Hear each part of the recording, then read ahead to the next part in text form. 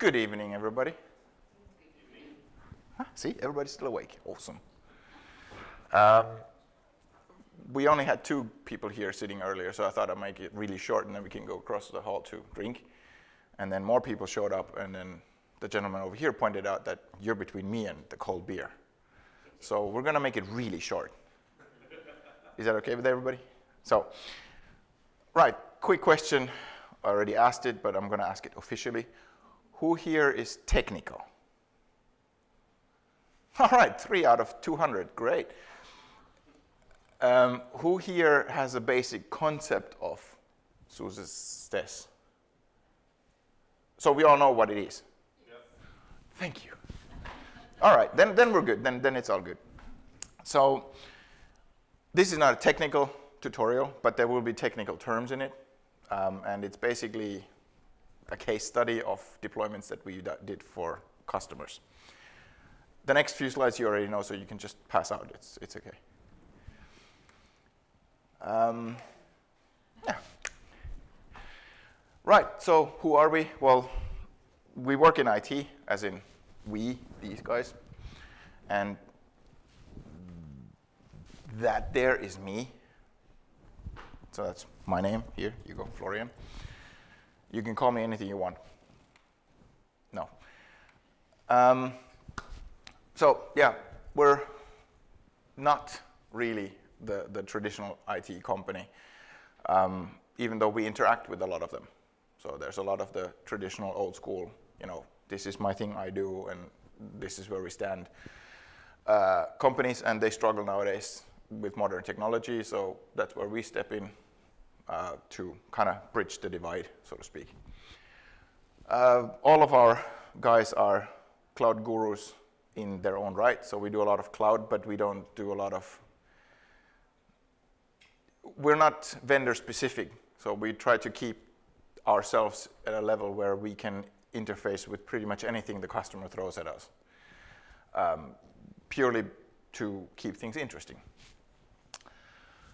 Yeah, we we learn new things regularly. I don't think any of the guys that I work with sleeps much nowadays, purely because it's cool stuff. So, you know, you go home, you entertain the kids, you entertain the wife, everybody goes to sleep, you keep studying, working, do your own thing.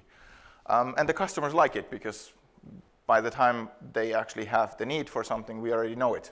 And we can give educated answers and not just the, yeah, let me Google that for you. We work on things like OpenStack, Ceph, Kubernetes, Cloud, you name it, we probably have done it, especially in the new generation of data center technologies. Yeah, and we introduce relatively normal companies to those concepts because, well, there's a lot of people out there that just read marketing hype. Sorry to say for any marketing people here, if there are any. And then they come to their partners and go like, well, we want that. Okay, are you even ready for this? I don't care, I want that. Well, that doesn't work, so. I mentioned this in my previous presentation already. We work on one of the largest OpenStack deployments ever. As of last Friday, it was 500,000 cores that are online, so it's pretty big. And the management layer of it and the deployment layer was written entirely by us. So it's ongoing, and the customer, I don't know, they seem to be pumping racks and money into this like it's going out of fashion. I mean, it just keeps going. Yeah, we have a lot of fun. I checked my Instagram account, and apparently all the pictures got deleted, so of the fun part that we have at work. And yeah, if you can't challenge us, then you know, or if you have a challenge and we can't accept it or don't want to accept it, then something's wrong in the communication. So we always like fun stuff and new stuff and problems that actually need thinking, not the click, click, click, next, next, next, okay, okay, done. So we want good stuff, and we do very complicated things normally. But that's about us. So today we're going to get a 2-for-1. You don't get one case study, you get 2. Why? Because I realized too late that this was a 1 hour session and I didn't have the filler, so. But that's okay, right? Everybody's game with that. They're fairly similar, but you get more insight. Okay, 2 customer case studies. The deployment decisions on both were pretty much the same. We go through them, but they vary just very slightly. The challenges, on the other hand, were very different on both sides. And yeah, some of it was a bit tricky to resolve. And yeah, why SUSE says. And why is this not coming here? So generally speaking, hang on, did I know? Yeah. We, as a company, concentrate on SES deployments purely because the management layer is there and the ease of management is there. So you can do this with probably other vendors too, but the quick approach with it and the way to actually troubleshoot and add new, delete old stuff and whatnot and upgrade things is it just really nicely works. Licensing is generally flexible, and that was the case for both of these case studies as well. And especially these two. SUSE is one of the few vendors that actually goes very strong with this part, and a lot of customers actually value it, so I don't understand why some of the other vendors don't do this.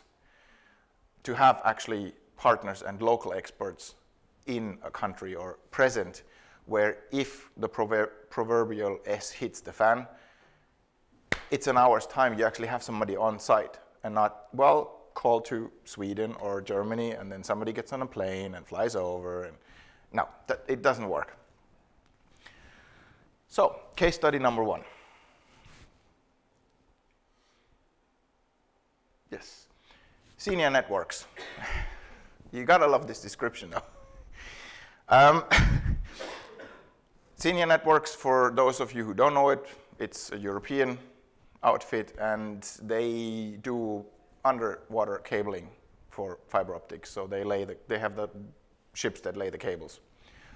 They also have large storage clusters and have a cloud deployment, I think. But this actually started with me being literally in a hotel room on a holiday with my wife and the phone ringing, and I know one of the guys that works there. I'm like, okay, well, I'll answer it. And I answered and I said, what's up? And he goes, you're on speaker. I'm like, okay, fine. So we have a problem. Okay. Yeah, we have this Ceph cluster and it doesn't work. Yes, I'm on holiday. Yeah, okay, so are you anywhere where you can talk? I'm on holiday. Okay, so what we have is this problem, and they just kept going. I'm like, okay. So my wife started laughing, and we started working on the problem that they had, which was not SES. It was actually a trainee that built the cluster and did it wrongly, and then it went into production. You know the standard IT story. And then it crashed by problems. So after we fixed that, they called us in and said that, hey, we actually need a production-ready storage system, so we're going to put an RFP out, and you can be part of that, but you know, we have specific requirements. And come on. The design that they had was actually fairly simple, just off-the-mill basic best practices, no problem. When I saw that, I was like, okay, I can do this. I can do this with my eyes closed. I mean, come on. The decision-making that they had was pretty much around the cost, and one of the target point was to have somebody relatively close by, purely based on the experience they had in the hotel room incident, that nobody actually answered the phone. They couldn't get anybody, and they had to call me in Dublin to fix something in Finland on the phone. Like, really? So it was very important for them to have somebody local to support them in case of need. And in the end, they ended up with 2 competing solutions. One was SUSE's SES, and the other one was the people with the funny hat. I'm not allowed to say that word here, so, but we all get it. Yeah, and the reason why SUSE actually, or SES, was deployed was because we actually showed them a real-world deployment. We actually went there and showed them our own and said, this is how you manage it, this is how you do it. There was ongoing workloads running, and we actually took a node completely out and redeployed it in production while they were sitting in a meeting room, and nobody really noticed. So they were very impressed with that, and they said, okay, we want it. I said, yes, this is going to be easy. Not so much. Any questions so far, by the way? And if I speak too fast, slow me down. And if you have, yes? If you have problems with it, with how I speak, then just yell. Throw something at me, I don't care, anything. So I notice it. Yeah, then came the deployment. So SES 5 was out. Obviously, that was the choice. Let's go with that. Great, they bought hardware, and they wanted the newest feature set. No problem at all. Deployment went ongoing. The servers came. They wanted all hard drives. And somebody in purchasing actually ordered NVMEs into the servers, two of them. Bear in mind, these 2 NVMEs cost the same as the machine itself. So God knows who bought those, but they could have bought 10 of those servers for the same price as just those NVMEs that they put in there. But then, actually before we come to the pre-work, then came, well, now that we have these, we can use them, right? Of course you can. And I hate to say it, but one of the most dangerous things in IT is a manager with ideas. I'm sorry to say it, but the first person that Googles and goes like, that sounds like a wonderful idea, brings most IT departments to its knees. So, and this happened here too, because they saw NVMe, they saw some blog post in some obscure corner of the internet and decided, we're going to change the design. And when I heard that, I was like, oh, I already signed. Yeah. But we kind of pushed them into the direction, let's deploy it first with the original design. So that was, the pre-work was half a man day. And it basically just included, standard info you need just to get it running. The actual deployment preparation and discovery of the whole system took 30 minutes to run. And the actual deployment for everything ready to accept workloads was 3 hours. So we actually handed the entire cluster over to the customer 4 hours after the initial start of the deployment. And they started testing it. And, well, they test. Nice. As I said, the architecture was fairly simple, except this part. And that was the design change they had in mind. Of course, bear in mind, this has never been done before in a production environment that they wanted, because not only did they want that iscsi gateway, no, they wanted multipathing so it goes both ways. And yeah, they also didn't want to do any changes on the VMware side. Everything had to be done on our side. So the deployment was done, everything was great, and it ran. We did the benchmarks, we did the stress test, it was all good, we handed it over. And then came the pitfalls. Everybody still awake? Awesome. First pitfall. Ta-da, new version 3 days after deployment. Yes! That's what you want to hear. Especially coming from the customer. Hey, I guess what? I just got this mail. Yes, me too, 5 minutes ago. Well, guess what? We're going to upgrade, right? Of course we are. When? Oh, we have a free day today. Okay, good. So we did a rolling upgrade, which went actually without a problem. So surprise there, and very happy surprise. Everything went out. No problems. Everything was good. They were happy. We were happy. Yes. And then came the iscsi gateway. We deployed it. we tested it, it worked. They tested it with the other vendor thingamajig, and the speed was abysmal. The performance was ridiculous. It just didn't work. So we went to troubleshoot with SUSE support, which I appreciate a lot in this case, because they went above and beyond to figure out what the hell was going on, because all the flags pointed to us. Of course, we were the new part in this whole design, so it must be in the implementation. It must be a problem in how we deployed it. So we reconfigured, we redeployed, we reinstalled the entire cluster twice. Just, you know, for good measure kind of approach. We called SUSE, we called the vendor, the other vendor, and the other vendor basically was like, it can't be us. Our stuff works. Okay. We checked, and one of the SUSE engineers actually found this obscure blog post on the internet somewhere, God knows where, that says that if you use VMware with iscsi on Ceph, make sure this flag is enabled on VMware, because otherwise the performance goes into the toilet. I'm like, rock and roll, copy paste, here you go, solve the problem. We can't. Why not? VMware says they don't want us to do this.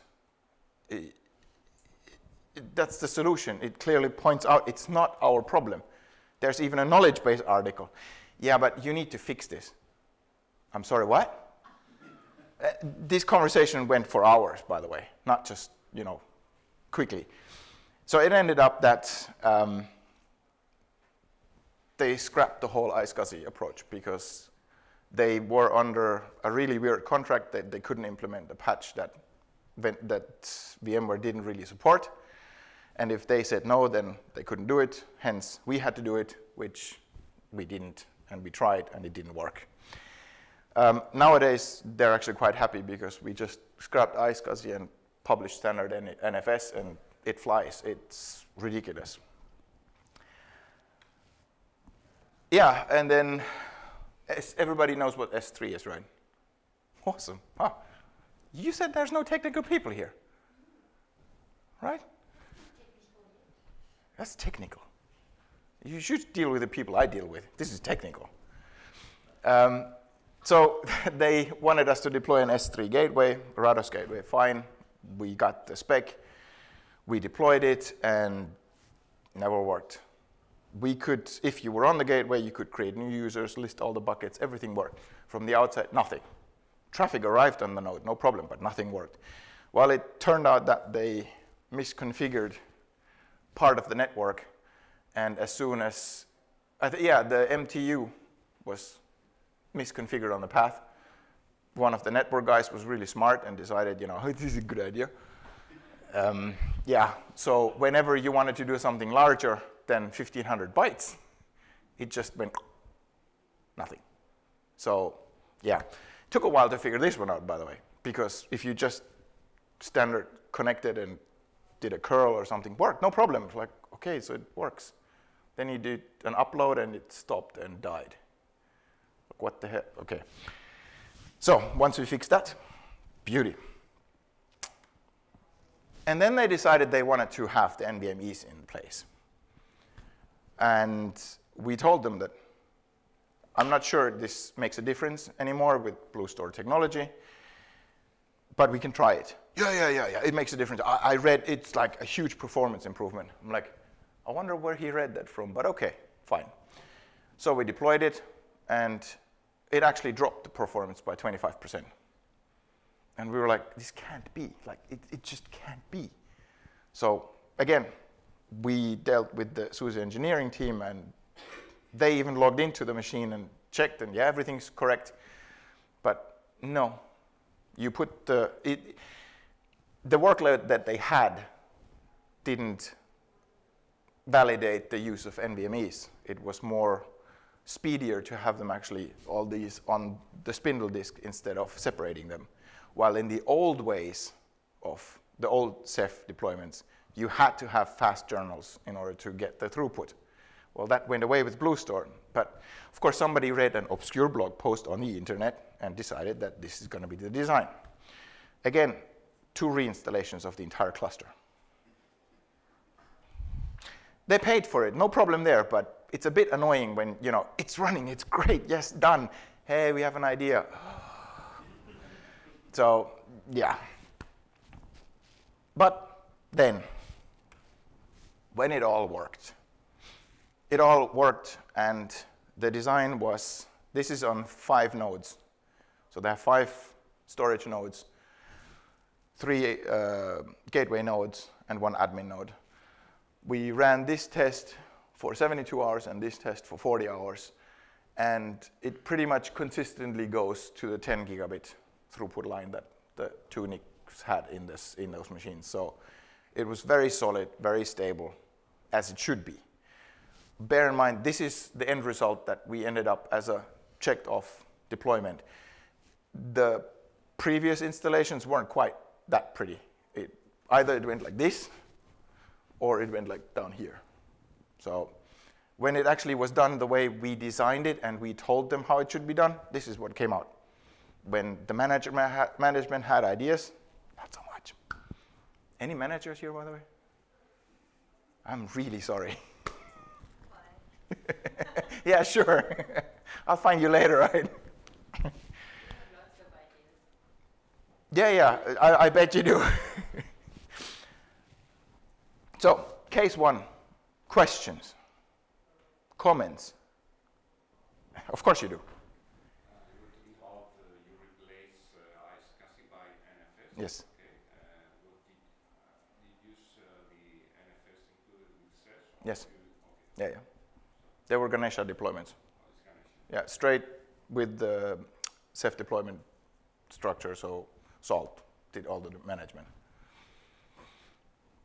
Yes. Well, in the end, they had to, because we told them we do it this way or we don't do it at all.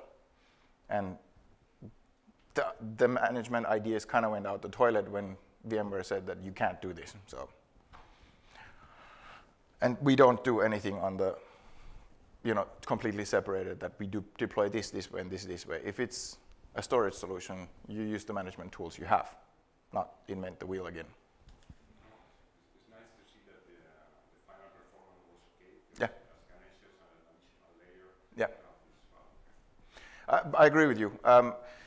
Ganesha did cause a bit of a CPU spike, but the machines that they had were impressive for those gateway nodes, has to be said. A bit overspec'd, so it didn't really matter. Everybody still awake? Yes, ma'am. So this is how it was when you signed it off. Yes. Still like this. Yeah. Continuously like that. Actually, we do the management, the monitoring for them too, so we see the throughput. Yes? Did you ever find out what caused the speed impact with the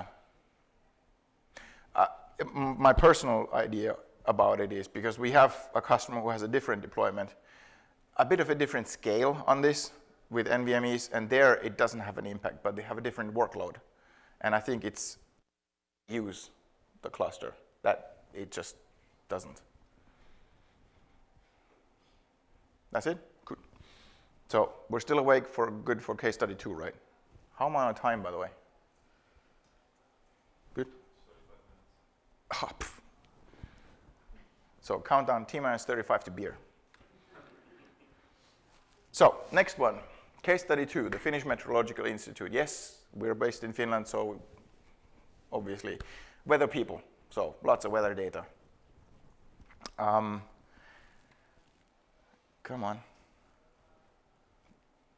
Yeah, decision making. They had pretty much the same approach. Why is it? Yeah. It was the same approach. It was relatively simple, and then halfway through the design kind of took a life on its own, and somebody had ideas. So it started very nice, and we were all good with it. Because one of their ideas was they wanted to replicate the cluster somewhere else. And I'm like, okay, at the release, that wasn't really possible yet in that sense. But they already had a cluster. So they had a SES deployment, a SUSE deployment, an old one that they wanted to use as a base and work from there.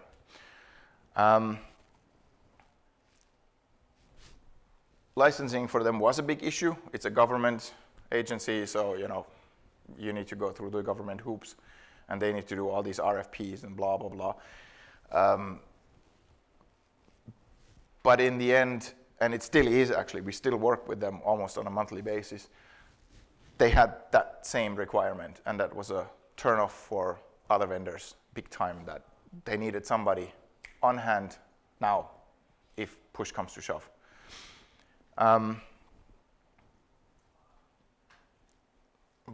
Lost my thought, sorry. The licensing was a big issue for them, but they already had existing licensing contracts, so it kind of played in a continuous way. Their biggest problem was the replication, because somebody in the government decided that they need to replicate the whole thing off-site. And as nice as it sounds, nobody told us that from the get-go. So that was like at the end, like, oh, by the way, can you? No. So, deployment. The one is just for slide one, so the deployment was a bit more complex there. They had a SES4 deployment with file store on a standard HP hardware, so nothing really fancy. Speaking of Lapland, that was located in Lapland. So one of us had to go there, obviously, which is about 800 kilometers from where I live. We upgraded to SES5, and that went actually relatively okay. No major problems. There was complexity, which I'm going to go through in the pitfalls, but overall, there was a service interruption for obvious reasons, but it all kind of recovered, and it took about 3 days to upgrade this. It wasn't continuous outage for 3 days. We had an interruption for an hour, but the prep work, the design, making sure everything works, the due diligence, that took time, because the person who designed and deployed it first was nowhere to be found anymore. So, and the documentation was in the same state. They had a notepad file with steps that they took at some point during the deployment. That's all we had. It was like, okay, rock and roll.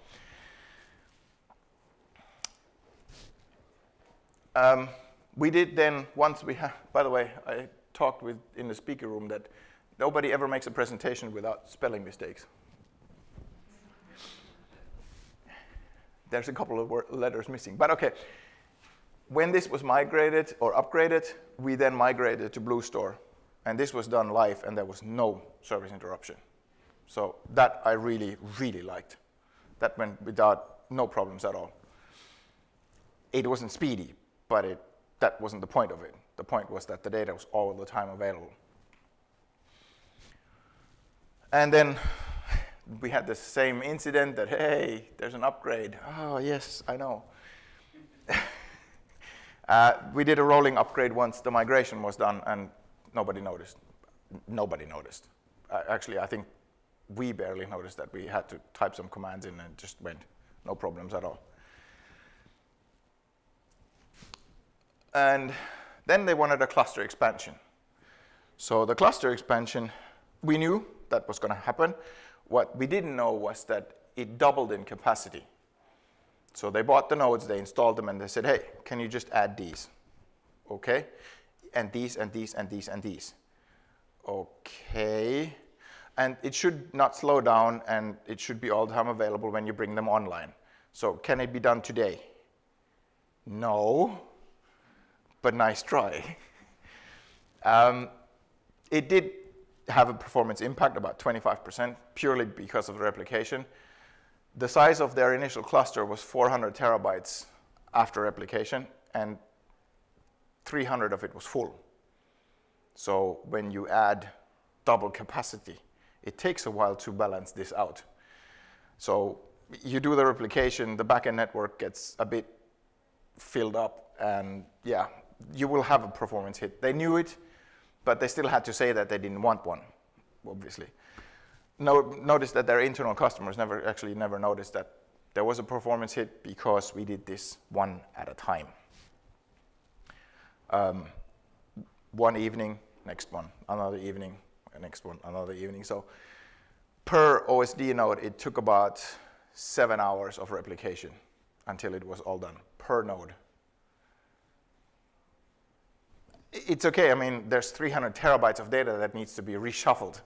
And you know, it's not the lightest task, but because we did it at night, very few people, or scientists that worked there were working, so it was more or less okay.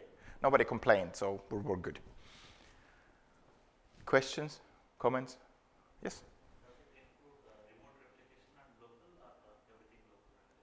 This was just local. This was just building the cluster up to its full size. The remote replication comes in a bit. That was the next step.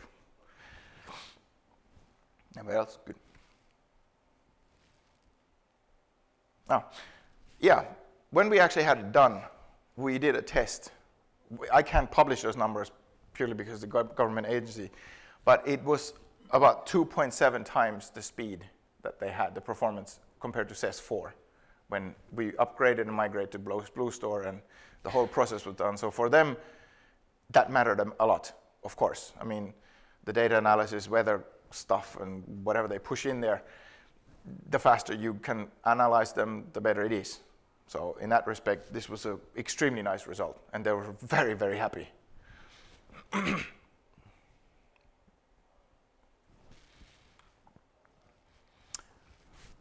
And yeah, then one of the tricky things that we weren't quite sure how we were going to achieve it, because at the time when we started, there wasn't really documentation available of how to properly do this, was that they wanted to have their Rados gateway multi-homed. One single machine serving on 2 different networks, 2 different customer bases, and that times 3. So they wanted high availability for these things. It can be done, and we did it. Nowadays, once you know it, it's actually very simple to do. But to get your head wrapped around how to do this the first time wasn't really the thing you want to do on a Friday night. But it worked, and it works really well, I have to say. I'm impressed by it. So we actually do this now in our company too. We have our own internal Rados gateway and an external, and they both are on the exact same machine. Right, deployment 2. So that's the same deployment, but different slide. So now, of course, along comes the government and says, or somebody in government says, hey, you do very important analysis of weather stuff, I don't know. So we need that data offsite. And they called us up and say, hey, I know the project for the upgrade is technically done, but can you come in? We need to expand that scope a bit. Okay. So we went in, they laid out the plan, what they had, and the initial reaction from us was kind of shock, because at that release of Ceph, it couldn't be done yet. It can be done nowadays, not with CES, but with Ceph, if you want to do bleeding edge, but I wouldn't trust it yet. And the initial idea was that they wanted synchronous. I was like, that's not going to happen. That means you do write latency across large distances. No. So discussions back and forth. And the design went with asynchronous. So because their workload isn't volume-based, so they don't have actually virtual machines running on the Ceph cluster as a data storage. They only have objects. It's much easier to handle that workload and replicate it off, because you can actually do it asynchronous. You lose, if it crashes before the data is offloaded, you lose that time frame, nothing else. And if the time frame is small enough, it's okay still. Oops. So we ended up writing a script. Well, it's a Python program, but I call it a script, that runs every 10 minutes and syncs whatever has been changed into the other location, and then does a check there that it's all the same. This works reasonably well. Whenever the newest SES version comes out, we already have plans that if it supports zone and replication, as it should. We're going to get rid of that and actually make it as it should be done with native tools. But for right now, this actually does a remarkably good job. So they actually have tested as disaster recovery, and they have the data on the other side, and they used it as a failover. Worked brilliantly. Now, the worst part of it all was when everything was done, and you get the signature for a sign-off. He started writing his signature, and he goes like, "We don't have logging and monitoring, do we?" I'm like, "Of course we don't," because it was not in the spec. "Can we add that?" "Well, can you sign it off first?" No, we need to add that there. I'm like, oh my God. Okay, so I figured, hey, we can use SUSE's built-in tools. It's a 20-minute deployment, and off we go. They have all the tools they want. No, because it's a government agency, it needs to be centralized from both clusters. So with error detection and analytics and trending and all that nice stuff. Oh yeah, and it needs to be searchable too. Back 20 days. I'm like, okay, so 20 minutes is not quite going to cut it. I'm not sure if the built-in tools will cut it either. We expanded the scope. We did our pre-work. We do log analysis, and we deploy very large real-time log analysis clusters for customers, but it hadn't been done from us for this kind of deployment before, because we didn't even know what the logs would look like, really, in big failures, what to look for. You don't want to push everything in there either. Yeah, that took a little bit, but that was then done too, and then the customer was very happy. So they got everything they wanted, and he signed off, and I breathed. And the guy that actually did half of the deployment took a holiday. He was in Dubai for a week. I couldn't even reach him. Kind of strange, actually. But of course, we had our pitfalls. The first one was that when we initially started, SUSE4 obviously was not salt-based, and the installation that they had definitely wasn't. Then we booted the hardware, and half of the nodes didn't come back up. Why? Because, I don't know, somebody did something, and they just didn't boot. Kernel errors, not correct kernel modules not found, BIOS corrupted, you name it, we had it all in there. So it was like, okay, so each and every node needed a lot of TLC for it to come up. The actual system itself never failed, but the in-between was like, okay, I'm close to giving up. Yeah. And then the replication script, of course, needed a lot of work, because I can write a script that copies everything. The problem with that is that it'll copy 300 terabytes every time, or 600 or whatever. And you don't want that. You want the difference only. So you need to have a collection of what's there, collection what's there, make a diff between the two of them, and copy only what's left. And that every 10 minutes. Because, well, they were okay with having a 10-minute window, not any longer. So I was like, okay, 10 minutes at 10 gigs, you're gonna do a lot of copying if some scientist decides really to push a lot of data in there. That all needs to be offloaded then, but okay. So far it hasn't failed, so is there wood anywhere? I need to knock on it. Ah, wood, thank you. Yeah. And yeah, the monitoring requirement needed a very special solution for very special people, because they wanted to have performance, host, log analysis, and error detection all in one dashboard. So they wanted to see visually in one go what's the CPU usage, the network usage of all the nodes combined, which one is the highest user, where's the bottlenecks, what are the current errors, what are the error trends, etc. And all of it in real time with no more than a minute delay. So like, okay, Saturday was free, so might as well. Yeah. And then when it all worked, again, yeah, their total replicated space went from 400 terabytes to 800 terabytes. I think currently they're at almost 70% full already. I don't know what they store there, don't get me wrong. I really don't, but they have a constant traffic of about 8 gigabits per second. Yeah, we noticed that once the new nodes were added, the cluster had a lot more throughput coming in. And we were like,